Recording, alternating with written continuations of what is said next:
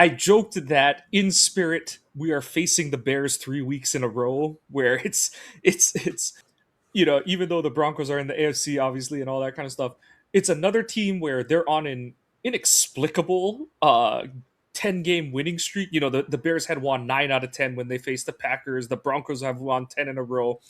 And you look in it, and the Broncos record it's kind of similar to the Bears, where there's a couple, like I said, inexplicable wins, i.e. their comeback against the Giants, where that game looked dead to rights until Jackson Dart got concussed late in that game.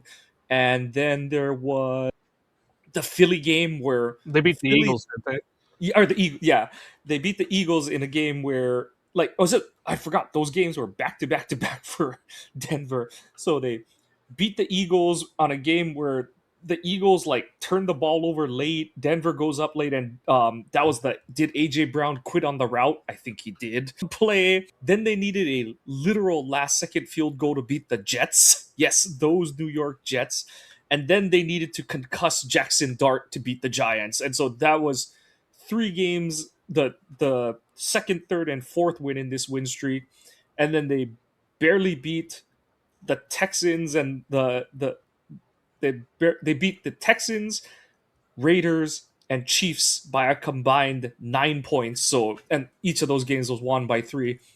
And then they needed overtime to beat the Commanders, who honestly had that game on a walk-off 2-point conversion that just got, that luckily Denver was able to blow up.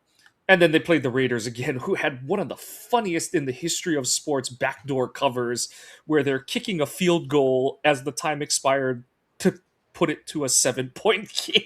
It was one of the most hilarious situations I've ever seen. Like, that was like a college football, we're not losing by the spread, like, moment kind of thing.